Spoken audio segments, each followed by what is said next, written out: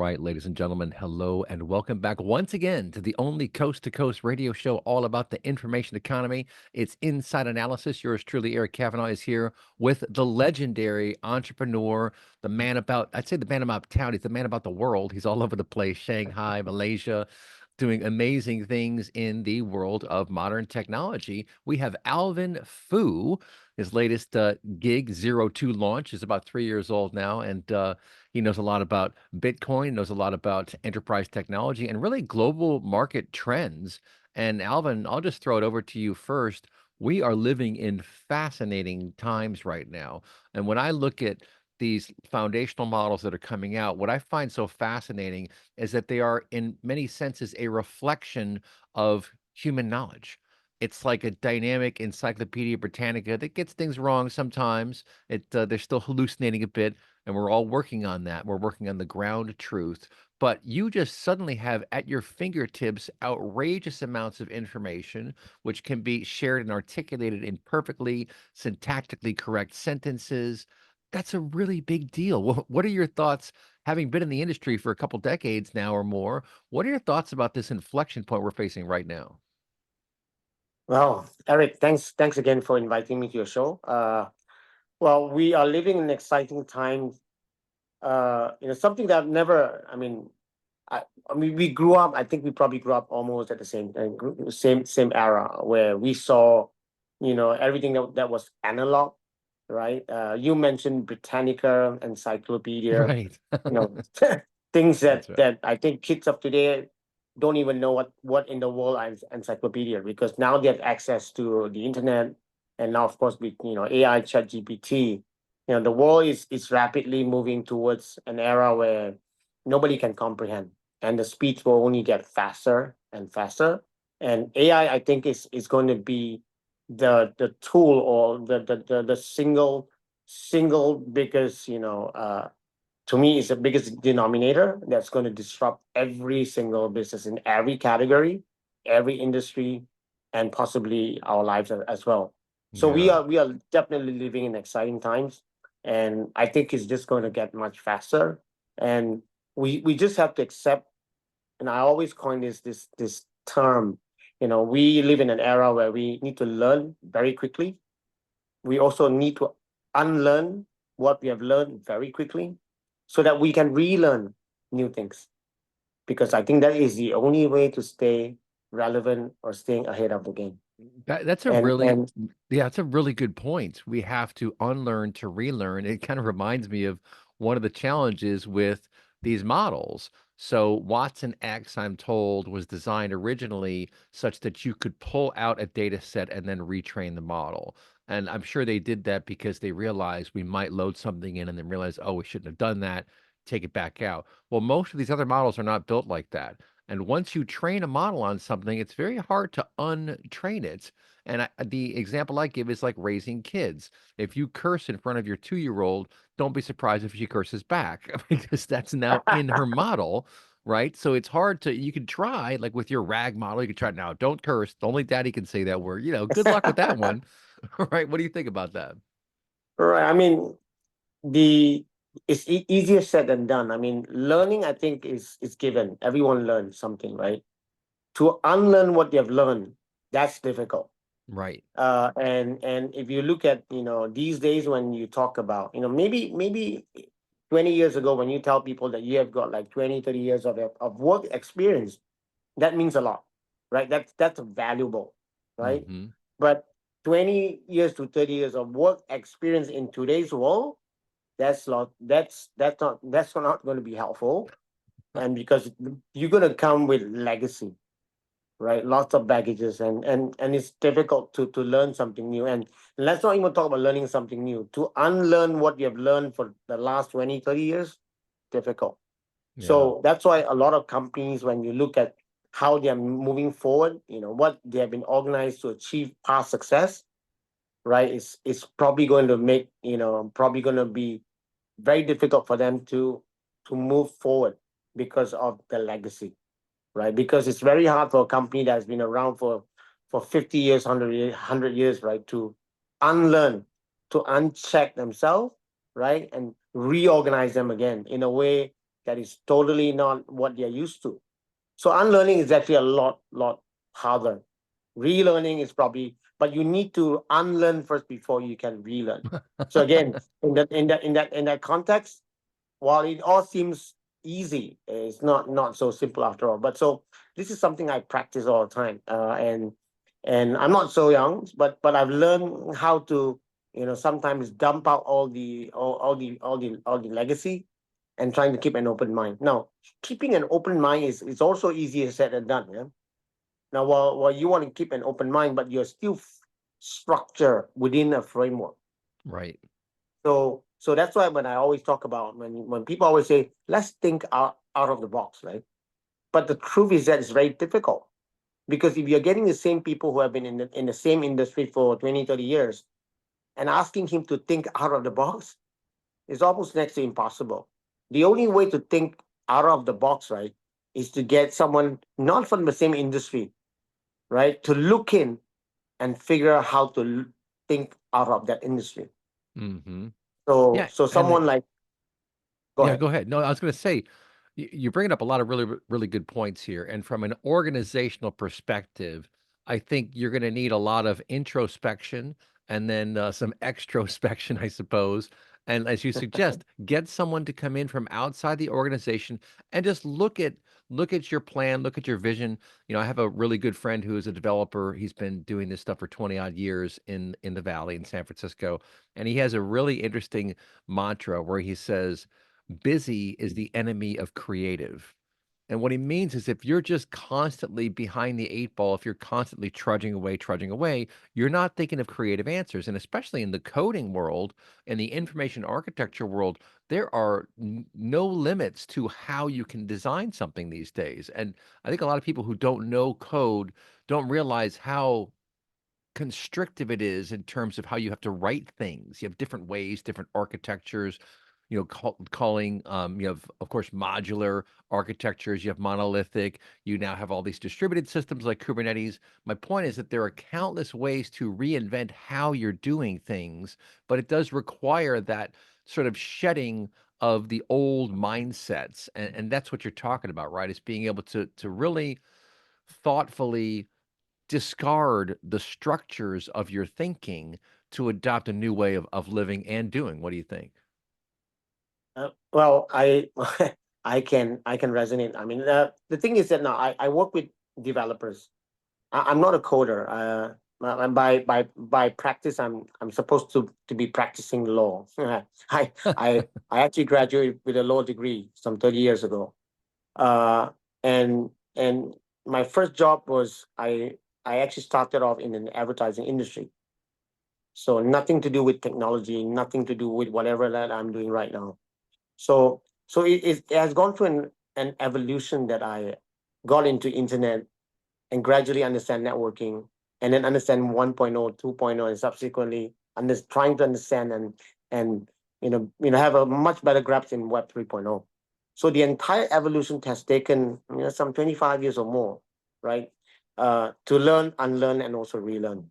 And when I work with my coders, now my coders are so big into their way of working, right? Therefore, whatever they think about is always the practicality and how you code. But when I work with them, I don't think so much of coding. I think of user experience. I think more in terms of the practicality and the application and how would that then adapt and adapt to the real world, right? So that's why when we look for people within a team, we want to find a good combination, a combination of someone who can code very well and who are also very receptive. And because the problem with a lot of coders is that they're not so receptive and they're always stuck, right? Stuck within their square, and then the thinking is that they're always stuck there and not willing to move beyond.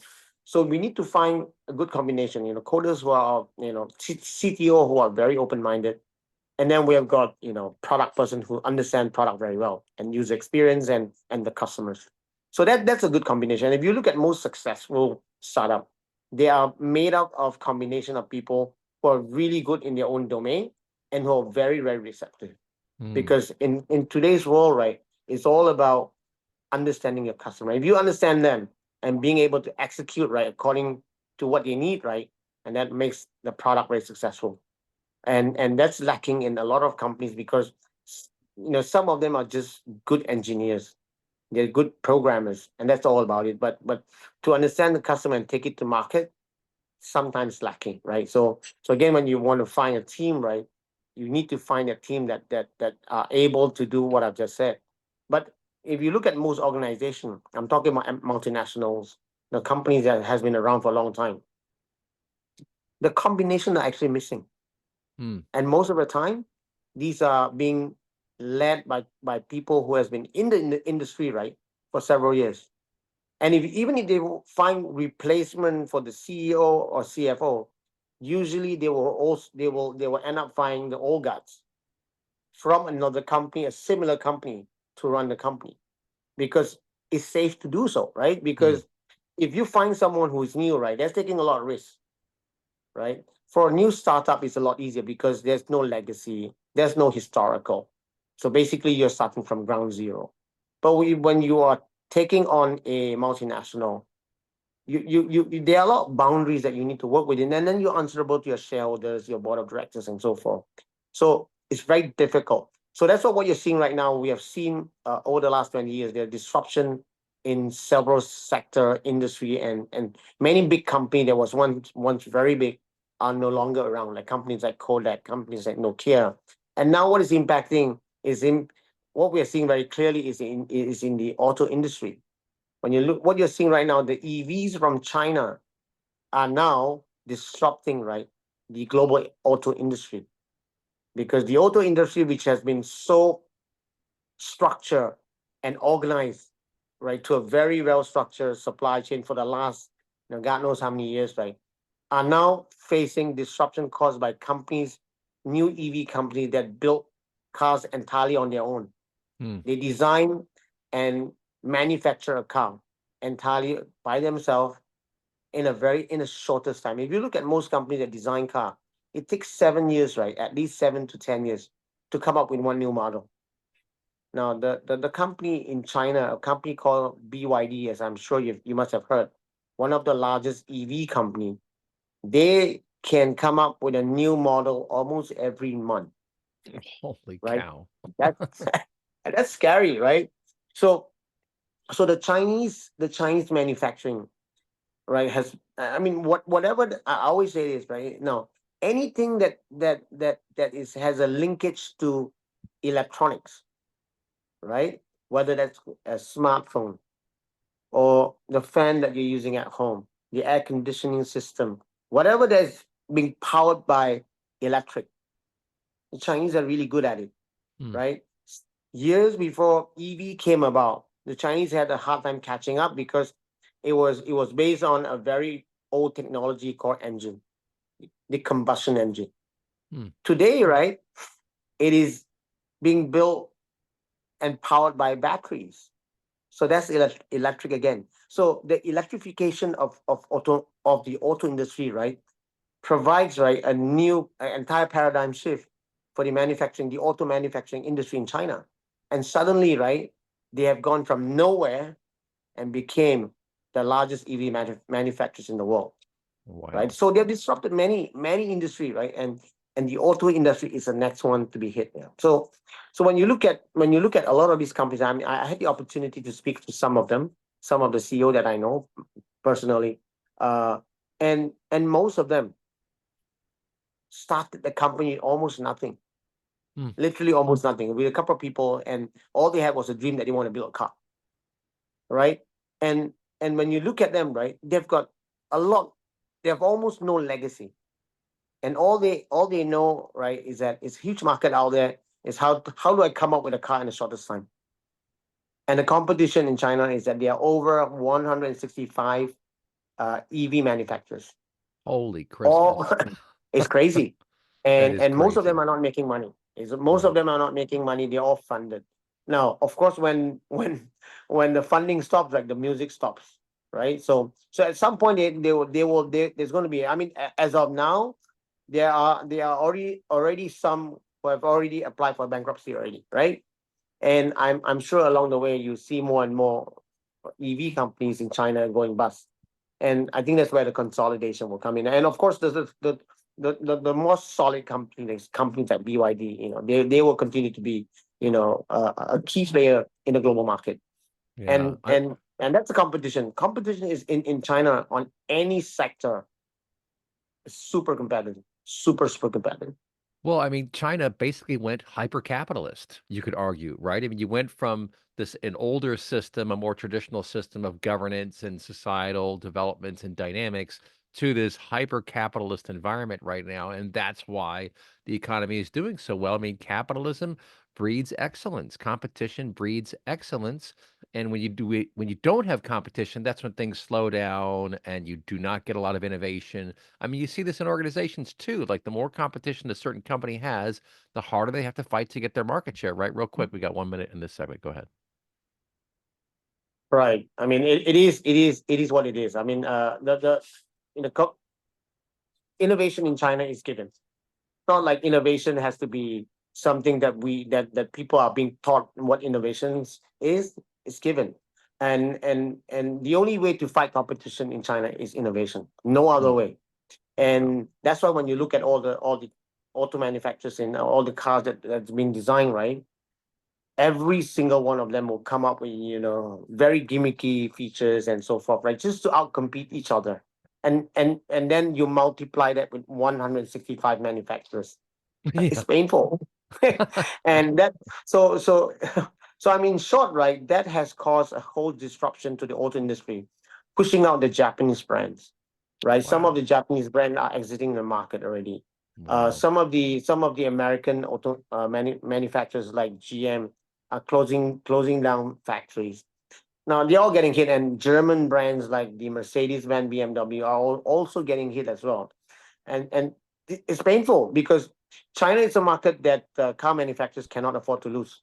It's like Right. it is the largest auto market in the world, right? Right. And it's a market that they cannot afford because there's no way that you can replace that lost revenue. Yeah. And this is exactly what's happening in China right now in the auto That's sector. that's crazy. Well, folks, don't touch the dial. We'll be right back with the legendary Alvin Fu. You're listening to Inside Analysis. All right, folks, back here on Inside Analysis, talking to Alvin Fu, your host here, Eric Kavanaugh. We're talking all about innovation and how China has 165 manufacturing companies for cars. I mean, that's just crazy. Here in America, they talk about the big three, and even they're having trouble, and they've been subsidized and given all sorts of money. And I drive a Mazda Miata myself, 2001, a 6-speed. It's a beautiful car. I don't think there'll ever be another car as beautiful as my car, to be honest. But I'm selfish. But Alvin, you are a lawyer by trade. You studied law, and I just gave a keynote this morning where I basically said, in the not too distant future, and this may already be happening somewhere around the world, you as a plaintiff are going to have the option to go with an AI judge and jury or a real judge and jury. And if you do the AI judge and jury, you're just going to load your lawsuits. You're going to load all your evidence. You're going to talk to a camera for an hour or two and answer questions. The defendant's going to do the same thing. And once all that information is in there, the engine's going to go brrrr, read through it and say, we find in favor of the plaintiff. Here's what you have to do. I think that's going to happen. And think about this, because you can even with the ability to model these days, you talk about a jury of your peers. You could scrape data from Facebook, from Instagram, from other social platforms in a particular geography, and then create jurors based upon the personalities in that geography. Then you could even have a random jury selection. You could do the whole thing through AI. And you look at the legal world today. Well, what does law really boil down to? It boils down to the practice, the rules, and what you can do at certain points in time. A motion to dismiss, for example, is something you can do. Well, right now you got to pay people a lot of money to do all that stuff, and they have to know how to do it. Then you have to get them to do it. And I've had only one experience with a lawyer in my life, and he was very lazy. I mean, we worked out, everything worked out fine, but he was very lazy and he just didn't really care. And that's when I learned, oh man, when you hire a lawyer, make sure you get one who's going to actually work for you and care about your case, because even that's difficult.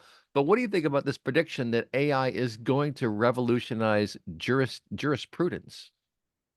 Well, I think AI is not just going to replace the current legal system. Potentially is going to also revolutionize the healthcare industry and so many other industry, right? Uh, now now going back to what you have just said, right? I do believe in a very very near future you're going to have a situation where it's going to be an AI judge. It's going to be an AI lawyer. I mean, it's doable because you can machine train them. You can and they can continue learning, right? Right. And you and the thing is that now they can work 24 hours a day. And Right. human cannot work 24 hours a day. That's right. And they will know everything.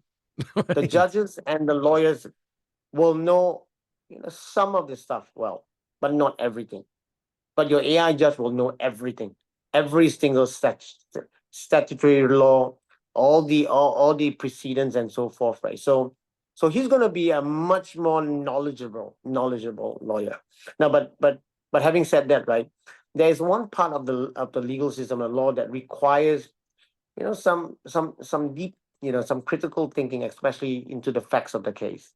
Now, one the law you can change, but the facts of a case, right, sometimes can be very subjective. Hmm. I think this is where uh, I'm not saying human will play a better role, but certainly human can think better. Well, right now, as far as the next 5-10 years, right, until really comes a day where AGI is becomes a reality, where you can't even outcompete or even out talk an AI. I think that's where AGI comes in, right? Hmm. But I think in a short period of time, you're going to get AI lawyers, AI judges, but they're just going to play. They're going to play a very elementary role of a judge, right? So basically, very simple cases, right? Very straightforward cases, right? I think for cases that require there's more that requires critical thinking, and for or even on appeal cases, right, that you probably need, right, a human judge, right. I don't think this would they would be replaced in the far in the future, but at least I think the magistrate court, the very low level judges will likely be replaced by AI, Hmm. including very low level lawyers as well. Yeah. It's I think similarly, yeah, right. similarly to the healthcare and medical Medicare, Right. where the GPs are going to be replaced, Right. right? What's going to be left, right, are the specialists, because what people want to talk to, they want to talk to specialists, they want to talk to experts, right? But AI can do that's very straightforward jobs. So I think Hmm. that's where AI is going to play a huge role in replacing very general roles, even Yeah. for lawyers and doctors. Yeah. Well, and I'll tell you what, one other topic I'd love to get your opinion on is transparency. So OpenAI originally was open and now it's a black box. So I joke they should change their name to closed AI because they're not open anymore. But there is this Olmo that just came out, which is true open source, and they even give you access to the training data. And for my mind, I believe transparency will be crucial for auditability and for fairness with these models, because if they're not transparent, if they are a true black box, then there's no real way to audit them. And truth be told, the complexity of these things is so tremendous that even if it's completely open source, it's still not like the average person could come along and understand what the heck it's doing. These are very, very, very complex systems, and they're all different. I try to explain that there is no limit to the number of ways you can set up a deep learning module, how you define the parameters, how many parameters you have, how many inference layers you have. You can even make them dynamic. So there's no limit to how complex they can be. Not that complexity necessarily equals better value or better efficiency, because it doesn't. That's why I think these small language models are going to become fairly prevalent. But what do you think about transparency in code and architecture? I know that goes against the grain of traditional capitalist thinking with intellectual property, but let's face it, these models have kind of they've absorbed all this intellectual property, and now they have it trained in their systems. So it's like, is IP even a thing anymore? What do you think about about legislation to mandate that AI models be transparent in their code and in their training data? I think the regulation around this area is coming. And I think we need regulation around it, because if not, right, then how do you define transparent? Right. So what is transparency, and how much is being transparent, Right. right? And the models that you just talk about, what what what what can be defined as a good model? And that's the same problem that Elon Musk was saying, that if you want to build an AI model, then you got to make sure that whatever that you input into the model is making sure there's a lot of truth to it, Right. That's because right. it's all about truth, right? Right. And if you only teach or input models and data that you want it to model that way, then it becomes biased. Right now, imagine if the lawyers are being the AI lawyers or AI doctors they are being skewed towards the pharmaceutical industry, just Right. like how the Right. pharma companies are lobbying the government. Can Right. you imagine, right, that the AI doctors or AI lawyers are being skewed biased, right? And that will not work for all of us, right? Right. So what you teach the model, right? I think that needs to be defined. Right now, there's no regulation, and also because it's we're moving so fast, right? And as I'm sure you know, regulation always play a catch up role, Right. just like how it's playing a catch up role into digital asset. It's also playing a catch up role to AI, and everyone's trying to learn. And as much as we are trying to understand this better, you know, the transparency, privacy, cybersecurity, and so forth. Right? There's so many areas, and even copyrights. When we look at generative AI, every single image that's being generated on generative AI is a copy of something else, Right. right? And usually, that's something else being optimized, but through AI, right? So, what what levels of optimization, right, that you need to do before it becomes a new image or a new copyrighted material? So right now, nobody has a definition.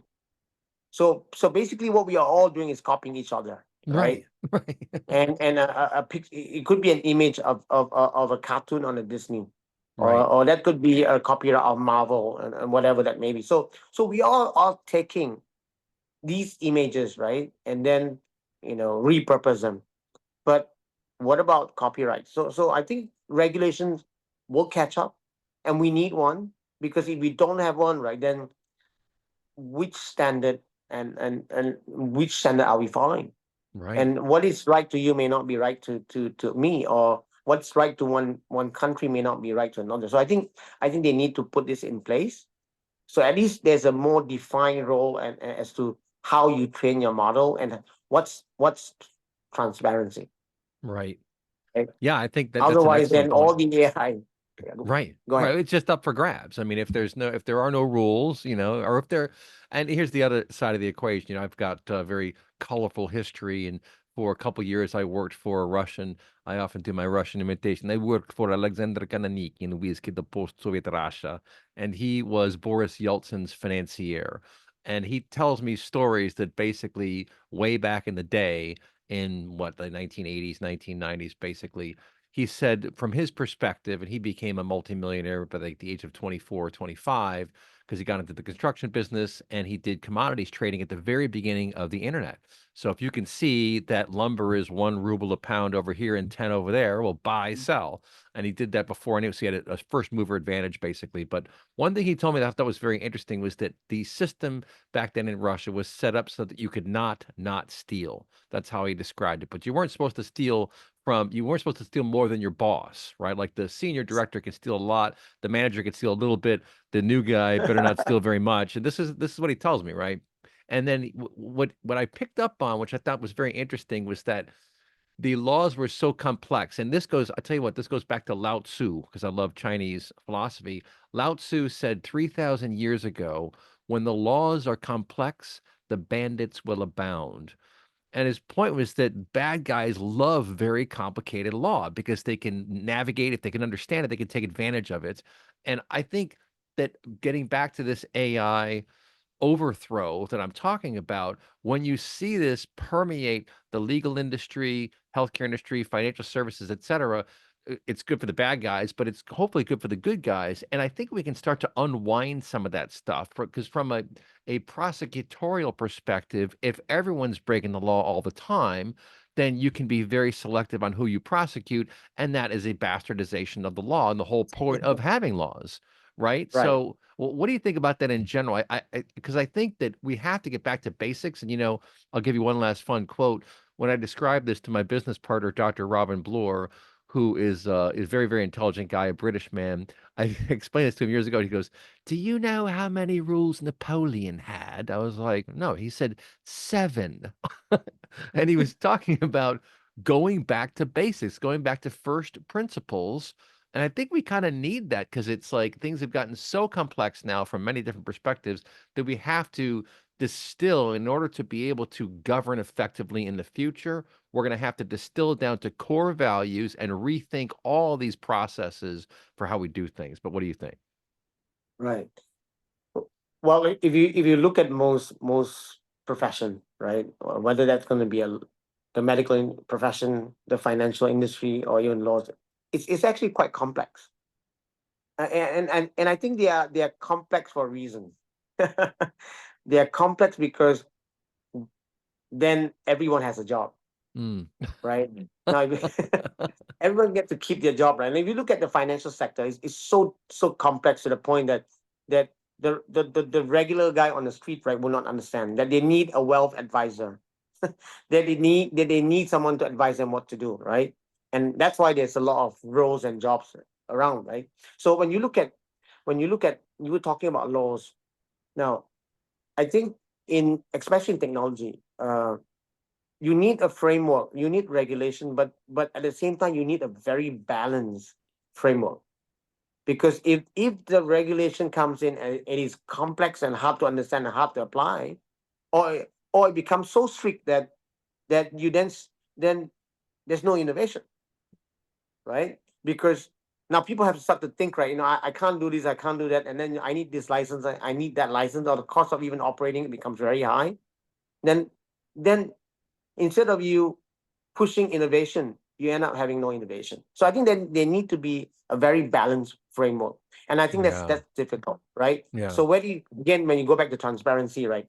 So where do I draw that line? I think that's something a lot of regulators are having a lot of difficulty, and that applies to digital assets. Same thing. When I look Yeah. at a lot of new regulations that are being designed, especially tech related, Right. the problem is where do you draw that line? Yeah. So Well, you let's need pick a this up. very balanced. Yeah, let's pick this up after the break. That's a very, very good question. Where do you draw the line, and how malleable should that line be? When do you redraw the line? We'll pick this up right after the break. Don't touch that dial. You're listening to Inside Analysis. All right, folks, back here on Inside Analysis with the legendary Alvin Fu dialing in from the other side of the planet. So thanks for staying up late here on my time. And Alvin, I want to ask you a question because we're asking these deep, thoughtful questions about where do you draw the line with regulations, with innovation, with transparency? What are the rules by which we must live? And if there are too many rules, there are no rules. I guess that's the argument I was making in the last segment. If there are too many rules, and they're not comprehensible, then there may as well be no rules. And also, if you don't understand a rule, there's no way that you can consciously adhere to it because you don't understand it. And I think some of these the laws they've come out with, you're like, what on earth is this saying? But I will say that these beautiful language models are so good at summarization. You can take highly complex, draconian language, throw it into a model and say, what does this mean? It's going to do a pretty good job to tell you.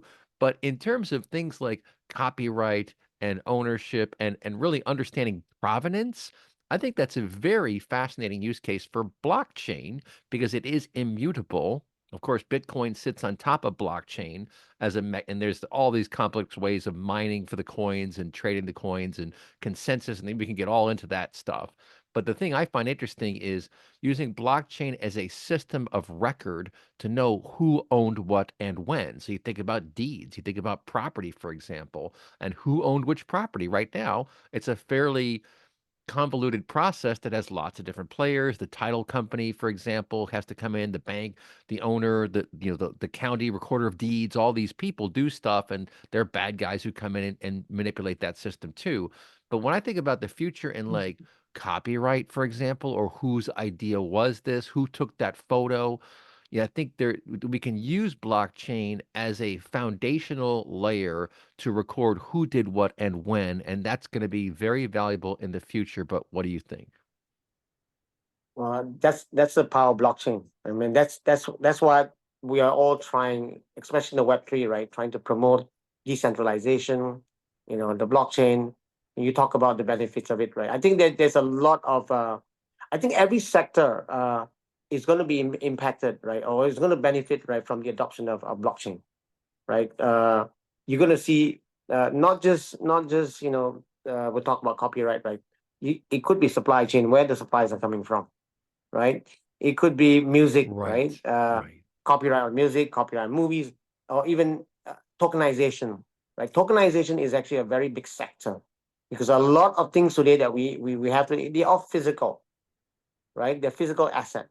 Imagine being able to take all the physical asset in the world, right? All the real world asset that could be properties, companies' equities, gold, and so forth, right? And you tokenize them, and having tokenized them, not only that you can keep a record of all these assets, at the same time you're able to transfer this asset seamlessly right, right, anywhere on right, a cross border, right. right. So plus, I mean, it's mind blowing, and that's the reason why I've gone into blockchain some 8 years ago when I took a look at the power of what it could do and the potential that it can impact business in the future. I just think that it's massive.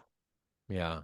I think you're right. And so like in the risk management world, in the financial services world, clearing houses, things of this nature, to your point, if you have a sophisticated blockchain system underneath, a lot of that stuff becomes very easy. You could transfer the assets, move them all around, and have a record, an immutable record.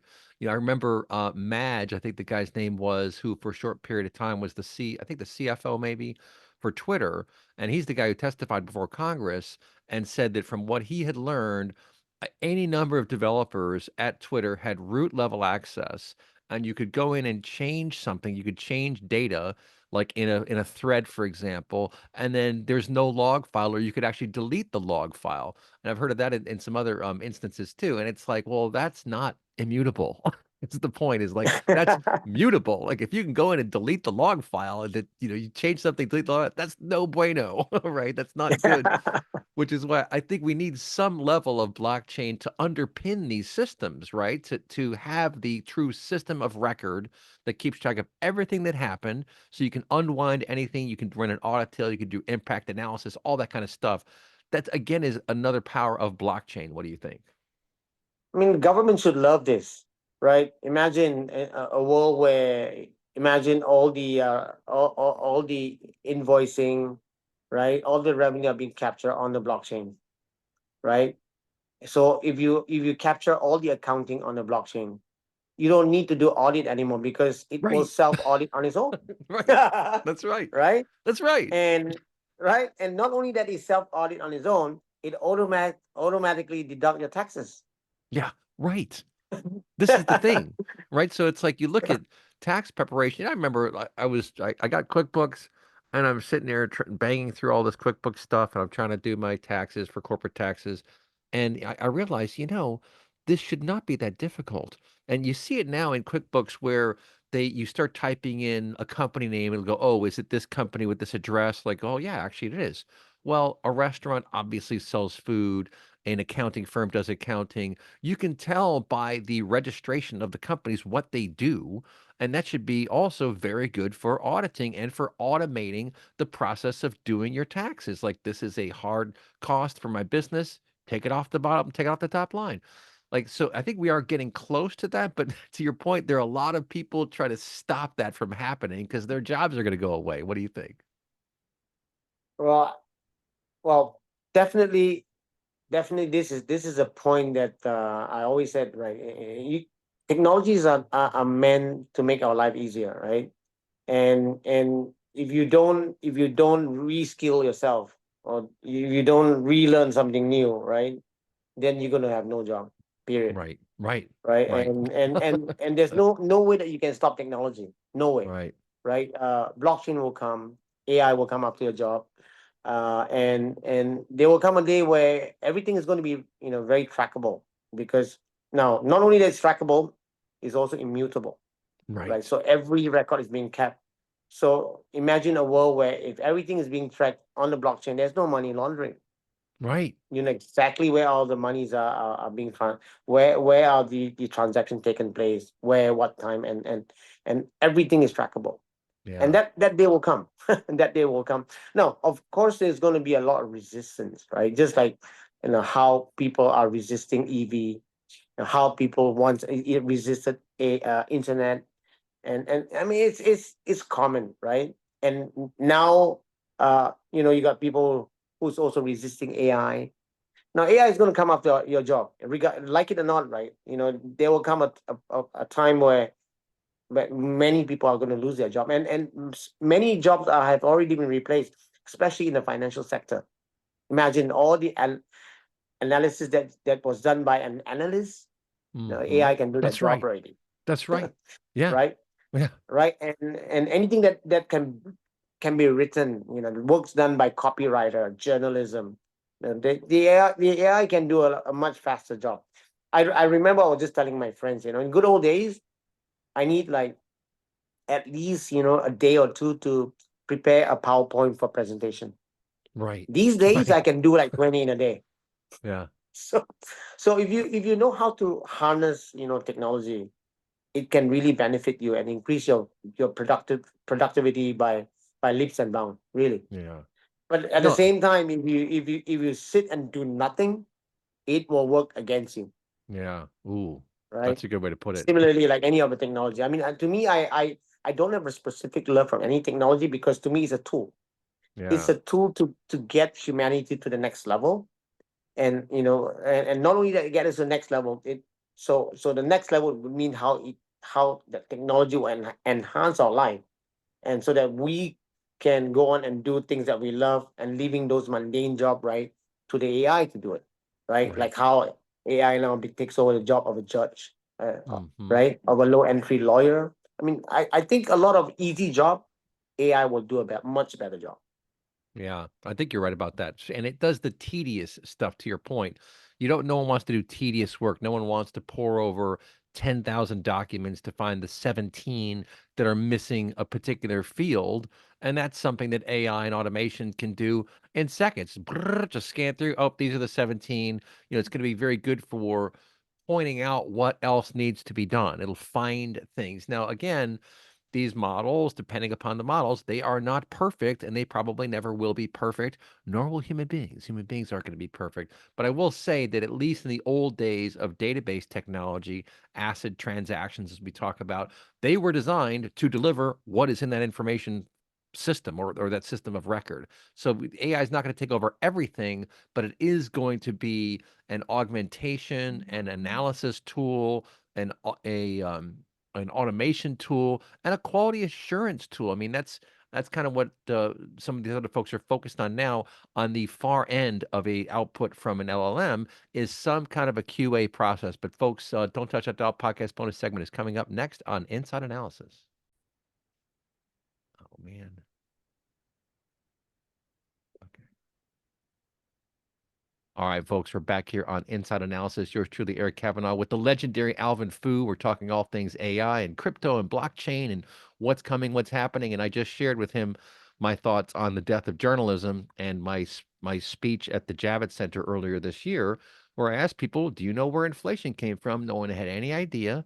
I showed them a chart where you see the price of gas on average in America went from under $2 to over $5 inside of like a year and 4 or 5 months, which is a shocking spike in price. Well, of course, that affects everything, because everything has to be shipped around, foods, products, whatever. is a factor, but more than anything, it's monetary policy. And when you just go and print money, which is what you do with fiat currency, you just print money. Every time you print a dollar, the value of every other dollar goes down a little teeny tiny bit. And if you print freaking $5 to $10 trillion in a short period of time, that's what's going to cause inflation. And Alvin, what really pissed me off, to be honest, was that the storyline here in America, in the American media, back when this was happening, was, oh, inflation is global. They kept saying that inflation is global, implying that it's not our fault. I'm like, well, you're right. It is global. That's a true statement, but it doesn't nullify my statement, which is that the printing of money caused the inflation. So we did cause inflation, and that hit everybody in the world. I was in Belgium in, I guess it was what? It was like 2.5 years ago, maybe. And the cab driver was telling us that the elderly people in Belgium, many of them don't even drive anymore. They don't go anywhere. They're stuck in their homes because they're on fixed income and they can't afford the petrol to even go visit their child 2 hours away by car. Mm.